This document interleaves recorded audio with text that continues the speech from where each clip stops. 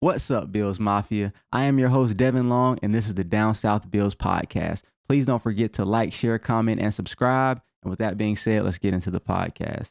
So, training camp is officially over, and the first preseason game is tomorrow versus the Carolina Panthers. And we finally get to see some of this stuff translate to an actual game, whether that be the new offense that's said to be passing a little bit more or Jim Leonhard's new defense. And all of the starters are expected to play, of course, except those who are injured, which we will get into a little bit later. But I expect this to be the only preseason game where Josh Allen, DJ Moore, and most of the starters play. But if some of the starters who aren't playing get a little bit healthier as the preseason progresses, they may be able to get a little bit of run in the later preseason games. But yeah, training camp is over. We're getting into the action, about a month away from the regular season, a little bit less. So let's get into a little bit of these position battles that I'm watching as preseason goes along. And we'll start with backup quarterback. Our backup quarterback situation scares me a little bit. And honestly, if Josh Allen gets hurt, we're cooked anyway. I mean, what team isn't really cooked if their starting quarterback gets hurt? I mean, I guess you could name a few, but then their starting quarterbacks aren't that much better than their backups, which isn't really a good thing. You know what I'm saying? Like, it's kind of like if you have three starting quarterbacks, you probably have no starting quarterback, honestly. And so in this situation, Shane Buechele versus Kyle Allen, it seems like Shane Buechele is maybe playing a little bit better, but Kyle Allen was bought here to be the backup, but it's turned into a competition. So I mean, we'll see. I don't know. The preseason game should be able to tell us like who looks more comfortable and then go from there. But not too confident in either of these guys to win me, say, 2 games in the middle of the regular season, unless we're playing the Jets and the Dolphins. No shade. Obviously, a lot of shade to the Jets and the Dolphins. Who am I kidding? But then we'll get into wide receiver 3, that battle between Keon Coleman and Joshua Palmer. Right now, I think Keon Coleman is winning that battle. He was listed on the depth chart as wide receiver 3, the initial depth chart. And I'm fine with that. I think Keon has the higher upside, but I do like Josh Palmer as a player. He just can't stay healthy. If you remember last year, he had some very good plays. I think it was early in that Atlanta game. He was about to really ball out and then got hurt. So I do think Joshua Palmer has a skill set that will be valuable to us. And I think him and Coleman battling for that 3-4 spot is perfectly, like, it's right where they should be. Last year without DJ Moore, we didn't really have our receivers slotted into there where they should be. Like Khalil Shakir was wide receiver 1 and he should be wide receiver 2, like where he is now. So I think everybody's just slotted in correctly. So Coleman, Palmer, whoever's wide receiver 3, 4, doesn't really make me a difference, but I am glad to see Josh Palmer healthy and being able to battle Keon Coleman for this. And I'm also glad to see Keon Coleman continuing to get rave reviews in training camp. I mean, obviously he had rave reviews last year in training camp, but it's better than having terrible reviews in training camp because that could have been a thing. And I think just seeing him still kind of progress a little bit and Brandon Beane say mature is a good thing to me. As far as the offensive line, Alec Anderson seems to be starting at left guard, and I actually love this over Austin Corbett just because of what people have pretty much reported throughout training camp, clips I've seen of both of them. Alec Anderson looks like the better person to have at left guard right now. But obviously, we'll get to see that in preseason games live. And so we'll be able to tell from there. Connor McGovern is dealing with the injury. I'm hoping that he's back very, very soon at center. We paid him. Want to see him play. That's pretty much as simple as that, you know, and having that continuity on the offensive line for the 5 spots coming back this year, I think being able to see all 4 of those guys back will be something that I would really love to see. Fullback / tight end. There is a fullback competition and it is a little bit interesting. Ben Van Sumeren versus Jackson Acker. I'm curious to see if the Bills actually keep a fullback because honestly, I think the 4 tight ends may be a good option, but I think since we are having an actual competition and Ben Van Sumeren is listed as a starter and we have 2, like I think they may actually continue to roster a fullback and try to replace that Reggie Gilliam role. Right now, it seems to be Ben Van Sumeren leading that, but obviously, just like all the other position battles, we'll go throughout Saturday and the rest of the preseason games and also the joint practice with Cleveland and see who ultimately wins that battle. At punter, getting into the special teams here, I think Tommy Doman has won this, but preseason is where he can really put it away. I think on the initial depth chart, Mitch Wisnowski was still listed as a starter, which I was a little bit confused by, but hey, don't want to give it to the rookies outright. I understand that, but if he kills it in this preseason game, I think we can go ahead and get Mitch off the roster.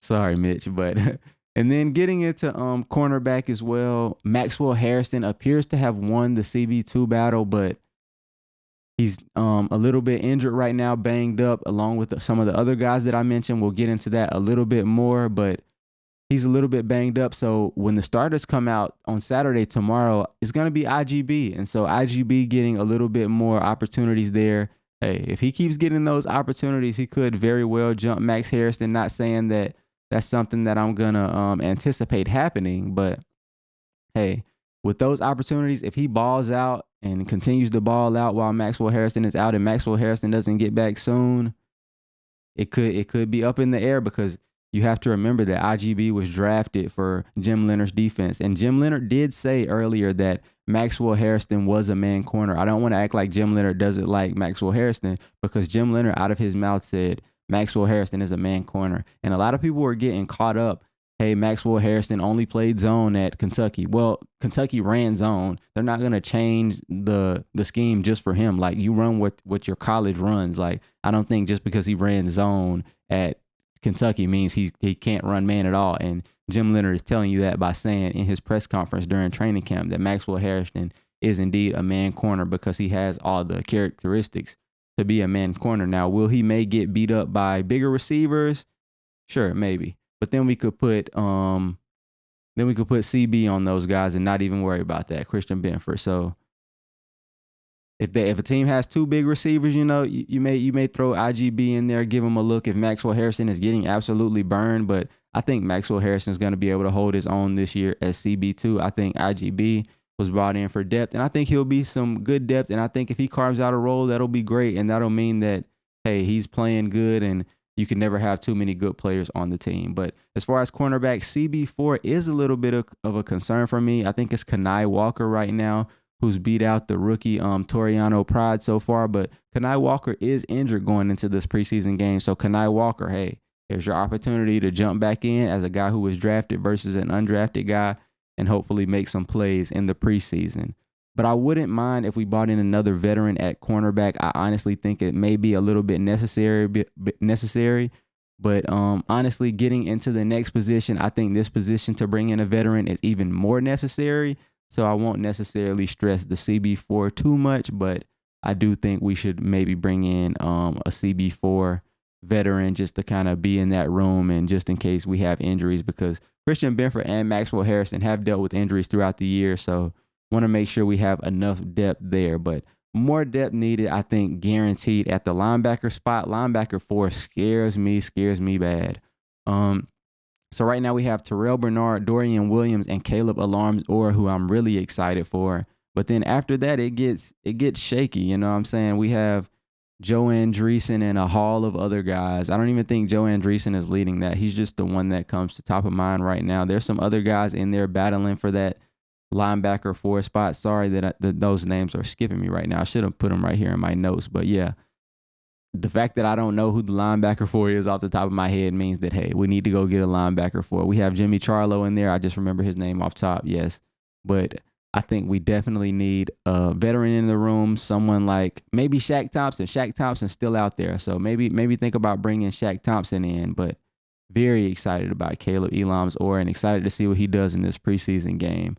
Then getting into the defense as a whole, this is probably like my favorite thing that I'm going to be watching in my film.